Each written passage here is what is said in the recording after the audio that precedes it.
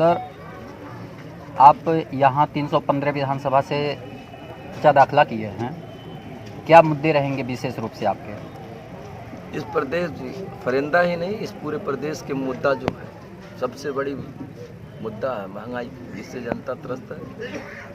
इस प्रदेश में मुद्दा है जिस तरह से आज शोषण का, भ्रष्टाचार का, जिस तरह से यहाँ पर सांड का जो आतंक है, किसान को अपनी फसल लंबी पूंजी, लंबा मेहनत करके लगाने के बाद भी उसके फसल को किसान चर जा रहे हैं। मुद्दा इस बात का, मुद्दा यहाँ के बेरोजगार नौजवानों का है प्रदेश भर में।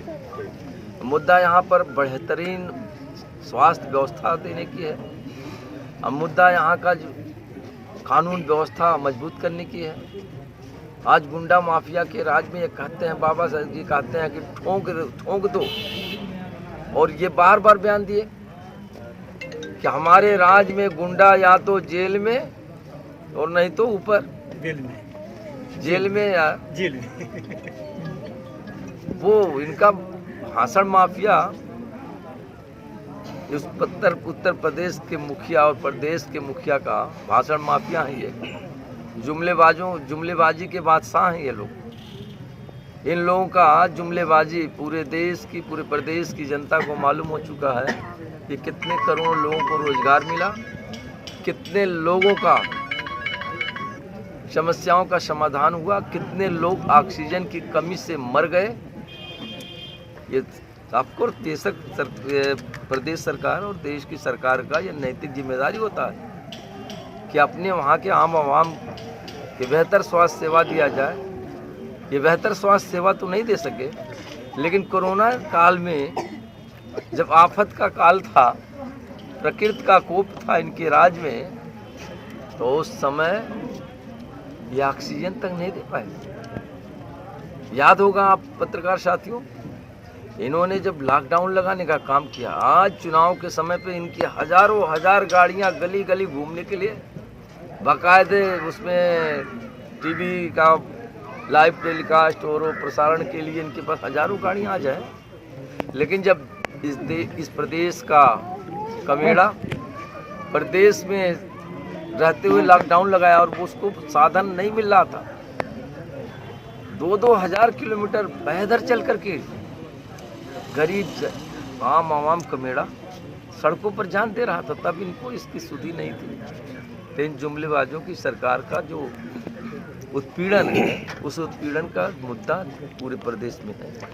वो उसी मुद्दों को लेकर और हमारे प्रदेश के मुखिया, राष्ट्रीय अध्यक्ष हमारे माननीय अखिलेश यादव जी ने, आपने उनके 5 साल के कार्यकाल को देखा, जो कहा था कि अच्छी पढ़ाई, अच्छी दवाई, अच्छी सिंचाई की व्यवस्था करेंगे और मुफ्त करेंगे। तो 5 साल के कार्यकाल में अपने किए वादे को पूरा करने का काम, चाहे लैपटॉप 18 लाख लैपटॉप बांटने की बात का वादा हो, चाहे बेरोजगारी भत्ता देने का वादा हो, चाहे बेहतर स्वास्थ्य सेवा देने की व्यवस्था हो, चाहे बेहतर कानून व्यवस्था, दुनिया की सबसे बेहतरीन व्यवस्था कानून के लिए 100 डायल पहली मर्तबा है, जहाँ पूरे प्रदेश के लोग थानों से टूटी गाड़ी लेकर चलने के लिए उनके पहुंचने में 2-2 घंटा लगता था।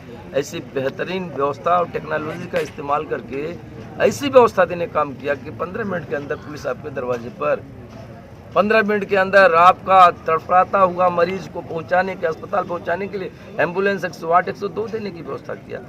तो जो कहा था हमारे नेता ने, उसी कड़ी में नया संकल्प लेके आए।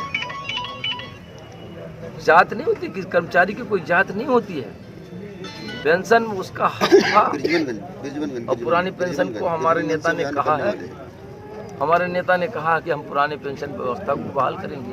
कोई जाति भेदभाव नहीं है। हम समाजवादियों के काम में कोई भी जाति भेदभाव नहीं होता। हम जब सिंचाई माफ करते हैं तो कभी नहीं पूछते कि किसका माफ हो रहा। सर, हमारा नेता जब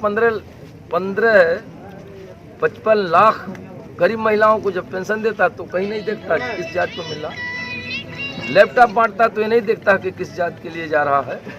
सर तो हम जातिवादी नहीं हैं। सर, एक सीधा सवाल है, समाजवादी पार्टी ने प्रत्याशी बनाने में काफ़ी देर कर दिया आपको, आपके सामने प्रत्याशी के तौर पर बहुत बड़ी चुनौती है, कैसे इससे निपटेंगे आप? हमारे हिसाब से हमारे साथ चल रहे भाई अरशद जी, हमारे साथ चल रहे भाई बेचैन निषाद जी, हमारे साथ चल रहे और भी जो है चौधरी साहब, आज वो नहीं है, कल हमारे साथ विजय बहादुर पे बैठे, विजय बहादुर जी देखिए, हाँ बैठे, सरजू यादव जी हैं, सरजू यादव जी हैं, यादव आ गए हैं। ये चेयरमैन साहब चेयरमैन साहब परिंदा, फरिंदा। आप लोग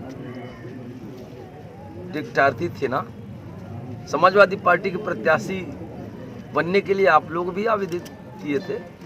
तो जो ये तो बीजेपी का एक र्यूमर तंत्र जो उनका है ना, अभी कह रहे थे अरशद भाई कि प्रोपोगंडा मिनिस्ट्री जो है, तो बीजेपी का ये प्रोपोगंडा है कि समाजवादी पार्टी के लिए चुनौती है। मैं अपने पत्रकार साथियों आपसे कहना चाहूँगा कि हमारे साथ कोई चुनौती नहीं है, हमारे बीच में कोई आपसी संघर्ष नहीं, हम सब लोग साथ हैं और मिलकर। समाजवादी पार्टी के जितने दावेदार थे वो आज असंतुष्ट हैं, उनको किस तरह से आप अपने पाले में लाएंगे? हमारे पार्टी की, ये हमारे घर की बात है। देखो, इसको मैं प्रेस के मैं इस बात को नहीं कहना चाहता हूँ। घर में क्या हिस्सेदारी को लेकर के झगड़ा हो जाता है तो भाई भाई क्या हमेशा अलग हो जाते हैं क्या? अलग नहीं होते हैं। ठीक है, किसी भी बात को लेकर के उनके साथ उनका भी हक है, और मैं तो कहता हूँ कि मुझसे ज़्यादा हक हमारे यहाँ के स्थानीय जो हमारे टिकटार्थी थे, हमसे ज़्यादा हक उनका है। मेरा उनके बनस्पत कोई हक नहीं। सर एक सवाल और, अब आम लोगों पूरी बात अब उन्होंने राष्ट्रीय अध्यक्ष जी ने कुछ बातें सोच कर, कुछ समीकरण को साधते हुए हमको आपके बीच में भेजा है।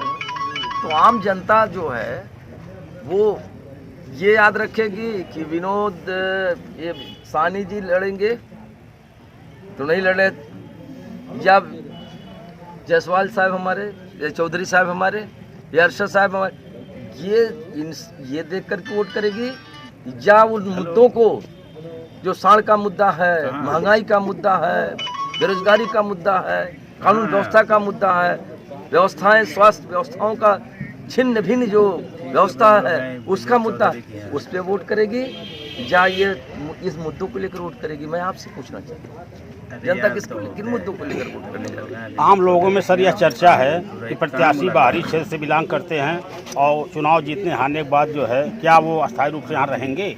मैं आपसे एक बात पूछना चाहता हूँ मित्रों, ये मोदी साहब का घर कहाँ है? योगी आदित्यनाथ का घर कहाँ है? ये क्या है, आपके यहाँ के निवासी? ये आपके निवासी हैं यहाँ के क्या? यहाँ के निवासी थे क्या? तो उनके लिए अगर जनता बाहरी नहीं मानती है तो शंखलाल मांझी तो यहाँ का प्रभारी मंत्री रहेगा। सर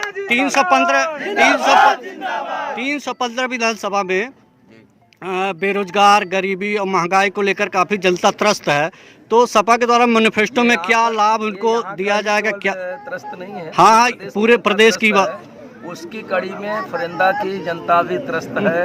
यहाँ पर बेरोजगारी के लिए और यहाँ के किसानों की तरक्की के लिए मेरे दिमाग से जो समझ में आ रहा है कि जो यहाँ की बंद गन्ना मिल है, अगर इस बंद गन्ना मिल के लिए काम किया जाए और ये बंद गन्ना मिल को चालू कराया जा सके समाजवादी सरकार में, तो मैं समझता हूँ इससे बड़ा तोहफा इस जिले के लिए नहीं होगा। क्या सर ये आपकी सरकार आने पर फरिंदा गन्ना मिल चालू हो सकता है? मैंने आपकी बात का जवाब पहले ही दे दिया। हमारे प्राथमिक एग्जाम्पल भी दिए हैं, चालू हुआ है रिज्यूम में। इस बार सर मैंने नया बनवाया।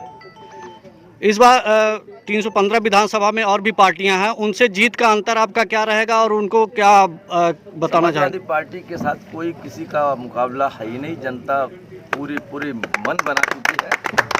किसकी भी सरकार जो है, कोई भी पार्टी हो, चाहे भारतीय जनता पार्टी हो, चाहे बसपा हो, चाहे कांग्रेस हो, सबको देख चुकी है और सबका हैसियत मालूम है। जनता 3 तारीख को जो वोट पड़ रहा है और 10 तारीख को जो काउंटिंग हो उसमें और औकात सबकी बता देंगे। चलिए